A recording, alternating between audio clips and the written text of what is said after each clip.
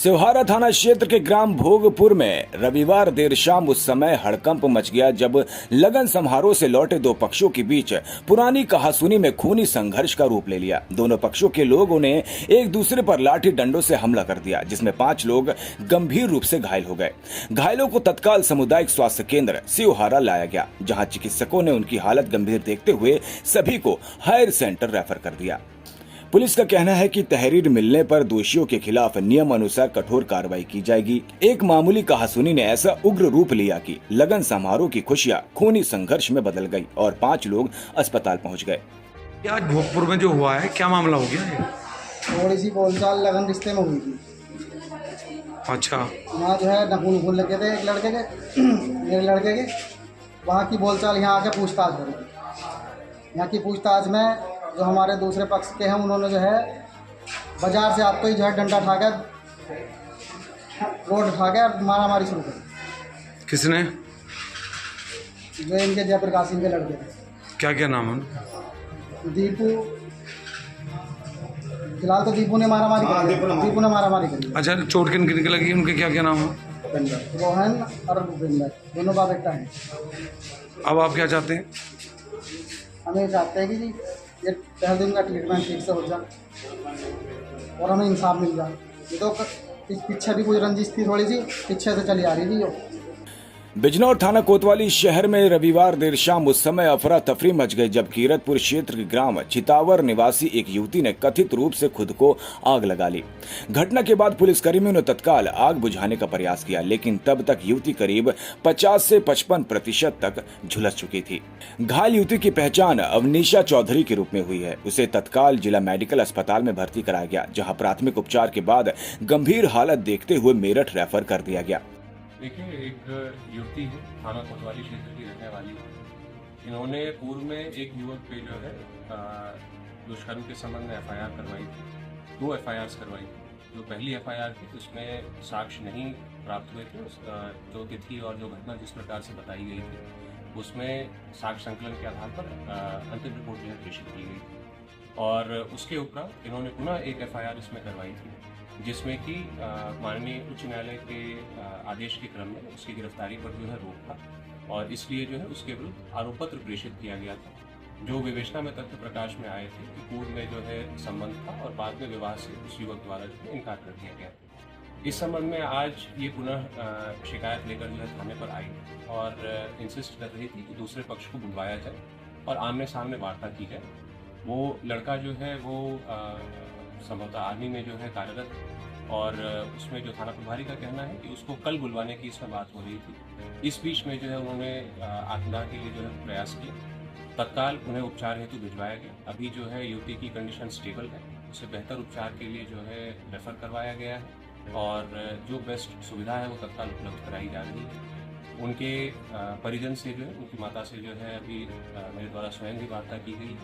जो उनके द्वारा जो है तहरीर दी जाती है उसके आधार पर कार्रवाई की जाएगी और रिस्पांस में उनके द्वारा यदि कोई लैप्स के विषय में बताया जाता है उसके संबंध में भी जो है पुलिस अधीक्षक नगर को कहा गया है कि वो अभी रात्रि में ही तत्काल जो है जांच करके मुझे आंखें उपलब्ध करवाए, जिसके आधार पर कार्रवाई की जाए। विवाद क्या था? विवाद क्या? इन्होंने पूर्व में एक युवक पर FIR करवाई थी, जैसा कि मैंने बताया। उसमें जो है माननीय उच्च न्यायालय के ने रोक लगाई थी गिरफ्तारी की और उसके क्रम में जो है उसके विरुद्ध आरोप पत्र प्रेषित किया गया, जिसमें इस माह के अंत में तिथि भी जो है नियत है, माननीय न्यायालय में सुनवाई हुई और उसी प्रकरण में जो है वो शुद्ध थी और ये चाह रही थी कि दूसरे पक्ष को बुलवाया जाए और आमने सामने एक बार वार्ता करवाई जाए। इसमें जो भी आरोप जो है उनके परिजनों से वार्ता की जा रही, उनका कहना है कि रिस्पांस बेहतर हो सकता था। इस संबंध में पुलिस अधीक्षक नगर को कहा गया है कि आप अभी जांच करके रात्रि में ही इस संबंध में आंखें उपलब्ध कराएंगे और जो भी थाने के भी जो है परिसर की CCTV फुटेजेस हैं हम चेक करेंगे। अभी कोई भी यदि किसी प्रकार की एकदम सूक्ष्म त्रुटि भी यदि मिलती है तो उसमें जो कठोर कार्रवाई की। डॉक्टर साहब, ये जो महिला आई है कहाँ से आई है, कितनी % जली है, क्या है? ये तो अभी पता नहीं है कि कहाँ से आई है, पर ये बता रहे हैं जैसे पुलिस वाले लेके आए कि थाने में है, जली हुई आई है। करीब करीब 50 से 55% तक ये जली हुई है। तो क्या स्थिति है इसकी यहाँ? नहीं, स्थिति तो गंभीर है, सीरियसली है थोड़ा जी। और जी प्राइमरी ट्रीटमेंट दे दिया है इनको। अभी हम हायर सेंटर रेफर कर रहे हैं। उम्र कितनी होगी इस महिला की? उम्र करीब इनकी होगी 25 से 30 के बीच में होगी। ठीक। मेरठ के ब्रह्मापुरी थाना क्षेत्र माधवपुरम में तेज रफ्तार इनोवा का कहर। ड्यूटी कर रहे 7 पुलिसकर्मियों को इनोवा ने मारी टक्कर। हादसे में 7 पुलिसकर्मी घायल हो गए। उन्हें अस्पताल में भर्ती कराया गया। घटना के बाद पुलिस ने कार चालक को गिरफ्तार कर कार को कब्जे में ले लिया है। थाना ब्रह्मपुरी के माधवपुरम क्षेत्र में सेकंड मोबाइल, फैंटम तथा पीआरवी गश्त मिलान कर रहे थे। गश्त मिलान के दौरान एक इनोवा गाड़ी यूपी 15 EK 3061 तेजी से आकर इन्हें टक्कर मार दी, जिसमें 7 कर्मचारी घायल हुए हैं। घायलों को प्राथमिक उपचार हेतु अस्पताल ले जाया गया, जिनमें से 5 को प्राथमिक उपचार के बाद छुट्टी दे दी गई तथा 2 को हायर सेंटर रेफर किया गया है। मौके से ड्राइवर तथा गाड़ी पुलिस के कब्जे में है। मुकदमा पंजीकृत कर अग्रिम वैधानिक कार्रवाई की जा रही है। मेरठ शास्त्री नगर सेंट्रल मार्केट में फिर चला आवास विकास का बुलडोजर। शास्त्री नगर में आवास विकास विभाग के कार्यालय के बराबर बनी दुकानों पर फिर ध्वस्तीकरण की कार्यवाही। मौके पर पहुंचे स्थानीय लोगों ने कार्यवाही को लेकर विरोध जताया।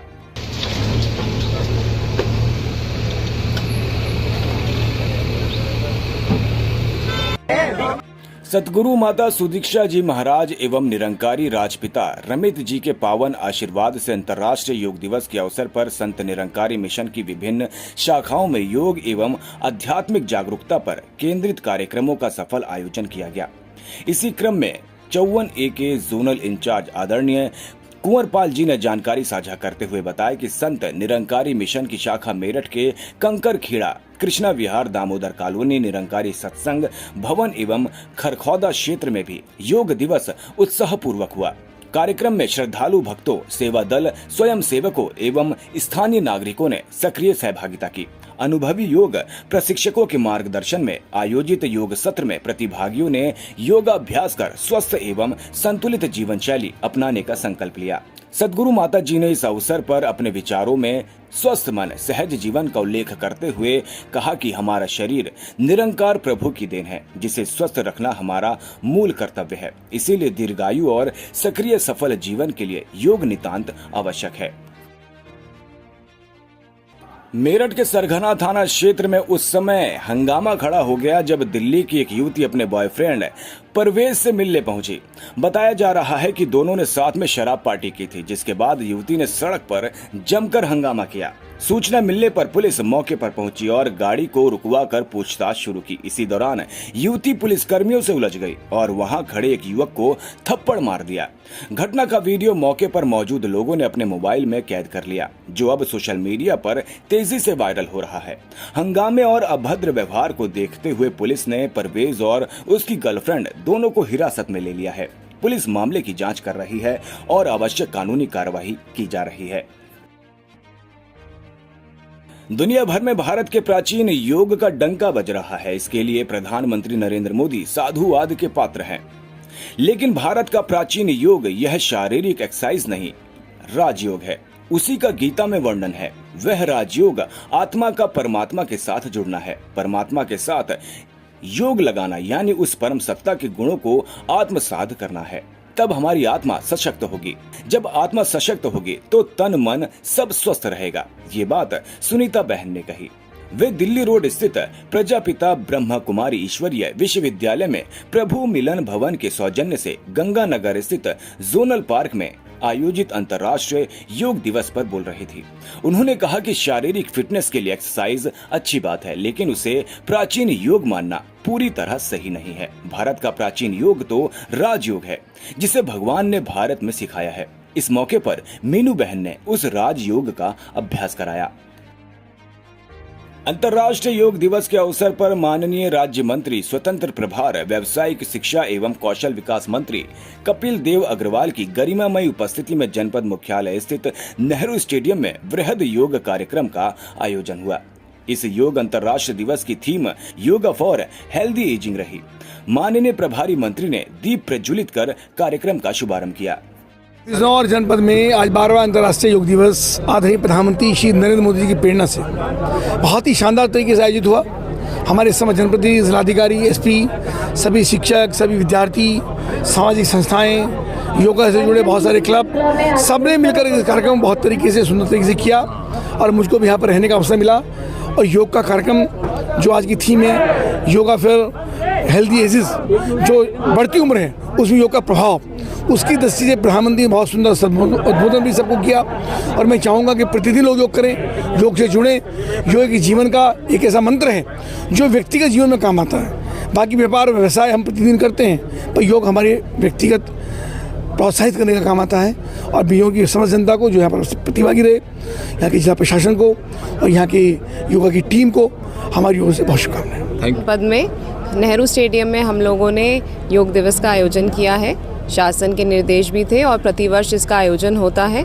माननीय प्रभारी मंत्री जी हमारे जनपद के, उन्होंने इस प्रोग्राम में प्रतिभाग किया है। साथ में सदर विधायक मैडम है हमारी और अन्य जनप्रतिनिधिगण हमारे उपस्थित रहे। आसपास के स्कूल कॉलेजेस के बच्चे, बहुत सारे एसोसिएशन से जुड़े हुए लोग और स्टेडियम में जो निरंतर प्रतिदिन आते हैं, उन लोगों ने भी आज प्रतिभागिता अपनी जो है यहाँ सुनिश्चित कराई। माननीय प्रधानमंत्री जी का टेलीकास्ट भी आज के दिन हम लोगों ने यहाँ पर टेलीकास्ट के माध्यम से, स्क्रीन्स के माध्यम पर सभी लोगों को सुनवाया है। बहुत अच्छा कार्यक्रम आयोजित हुआ है। साथ ही साथ बराज पर शीश महल गेस्ट हाउस के पास में, वहाँ पर भी हमारे जनपद के नोडल अधिकारी श्री आशुतोष निरंजन जी, जो परिवहन आयुक्त हैं, वो जनपद में आए हुए हैं और उनकी अध्यक्षता में भी एक कार्यक्रम वहाँ पर आयोजित हो रहा है, जो हमारा सेंट्रल कार्यक्रम है। इसके साथ साथ हमारे सभी गाँवों में, सभी हमारे शहरी क्षेत्रों में, सभी स्कूल्स कॉलेजेस में, सभी कार्यालयों में, खास करके अमृत सरोवरों के पास में हम लोग ये जो कार्यक्रम है आयोजित कर रहे हैं। सभी पंचायत भवनों पर भी आयोजित कर रहे हैं। हमारा उद्देश्य यही है, आज हम पूरे जनपद के अपने सभी लोगों को एक साथ जोड़ें और योग की बेनिफिट्स बताएं और उनको प्रयास करें कि वो डेली प्रैक्टिस में योग को लेके आएं। धन्यवाद। बिजनौर के नूरपुर थाना क्षेत्र के ग्राम चांगीपुर में 18 जून को ईख के खेत में मिले गौवंशीय बछड़े के अवशेषों के मामले में पुलिस ने बड़ा खुलासा किया। पुलिस के अनुसार 20 से 21 जून की रात हुई मुठभेड़ के दौरान पैर में गोली लगने के दौरान फैजान उर्फ सोनू को घायल अवस्था में गिरफ्तार किया, जबकि उसके दो साथी अंधेरे का लाभ उठाकर फरार हो गए। पूछताछ में फैजान ने खुलासा किया कि गांव के प्रधान की चुनावी रंजिश और पुरानी दुश्मनी के चलते रची थी सुनियोजित साजिश। पुलिस के अनुसार आगामी पंचायत चुनाव में प्रतिद्वंदी हसन की छवि खराब करने और उसे गौकशी के मामले में फंसाने के उद्देश्य से इस घटना को अंजाम दिया। दिनांक 18 जून के सुबह में थाना नूरपुर क्षेत्र के ग्राम चांगीपुर से पुलिस को एक गोवंशीय बछड़े के गोवध की सूचना प्राप्त हुई थी, जिसमें तत्समय सुसंगत धाराओं में अपराध पंजीकृत कराया गया था। प्रकरण के अनावरण हेतु पुलिस अधीक्षक महोदय द्वारा कई टीमों का गठन किया गया था।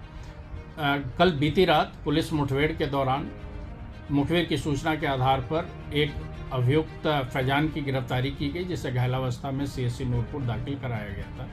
घटना में मौके से 2 अभियुक्त सलमान और जुबेर फरार हो गए थे। फैजान ने पूछताछ में बताया कि उसने अपने इन दोनों साथियों के साथ मिलकर के उस घटना को कारित किया था। साथ ही यह भी बताया कि ग्राम चांगीपुर के मौजूदा प्रधान जगपाल की राजनीतिक प्रतिद्वंदिता हसन, जो उसी गांव का HS से चल रही थी। साथ ही फैजान के पिता फारूक की लड़की को भी भगाने में वर्ष 2024 में हसन आरोपित था, जिस पर तत्समय मुकदमा पंजीकृत कराया गया था। हसन की राजनीतिक हैसियत को कम करने और उसे इस मुकदमे में फंसाने हेतु यह घटना कारित किया गया था। पूरे प्रकरण में मौजूदा ग्राम प्रधान, उसके भाई फारूक, फैजान, साथ ही जिस खेत में गोवंश प्राप्त हुआ है उसके मालिक एवं गोवंश लाने वाला व्यक्ति शामिल पाया गया। अभी तक कुल 5 अभियुक्तों की गिरफ्तारी की गई है, जिसमें मौके से गिरफ्तार फैजान, ग्राम प्रधान, उसका भाई, खेत मालिक एवं बछड़ा लाने वाला व्यक्ति गिरफ्तार है। 3 अभियुक्त मौजूदा समय में फरार हैं, जिसमें फैजान का पिता फारूक और घटना में शामिल 2 अन्य व्यक्ति सलमान और जुबेर हैं। पूरे घटना का उच्चाधिकारियों द्वारा सतत अनुश्रवण किया जा रहा है। संपूर्ण विधिक कार्रवाई समयबद्ध रूप से पूर्ण की जा रही है। शीघ्र ही फरार अभियुक्तों की गिरफ्तारी करके घटना को निस्तारित किया जाएगा। सामाजिक संस्था आई ड्रीम 2 ट्रस्ट द्वारा पतंजलि फूड्स लिमिटेड के सहयोग से 36वें स्वैच्छिक रक्तदान शिविर का सफल आयोजन किया गया। शिविर का शुभारंभ मुख्य अतिथि पतंजलि फूड्स लिमिटेड के बिजनेस हेड मुनिराज सिंह पुनीर ने फीता काट कर किया और रक्तदाताओं का उत्साहवर्धन किया। शिविर में महंत इंद्रेश ब्लड बैंक देहरादून की टीम द्वारा कुल 61 यूनिट रक्त संग्रहित किया गया। रक्तदान करने वाले सभी रक्तवीरों को संस्था की ओर से प्रशस्ति पत्र एवं स्मृति चिन्ह प्रदान कर सम्मानित किया गया। पूरे शिविर के दौरान रक्तदाताओं में रक्तदान को लेकर विशेष उत्साह एवं जागरूकता देखने को मिली। इस आयोजन को सफल बनाने में पतंजलि फूड्स लिमिटेड के एचआर संस्था के राष्ट्रीय अध्यक्ष राजन चौधरी ने सभी रक्तदाताओं, पतंजलि फूड्स लिमिटेड, महंत इंद्रेश ब्लड बैंक की टीम तथा सभी सहयोगियों का आभार व्यक्त करते हुए कहा कि रक्तदान महादान है। 1 यूनिट रक्त किसी जरूरतमंद मरीज को नया जीवन दे सकता है। उन्होंने अधिक से अधिक लोगों से नियमित रूप से स्वैच्छिक रक्तदान करने की अपील की।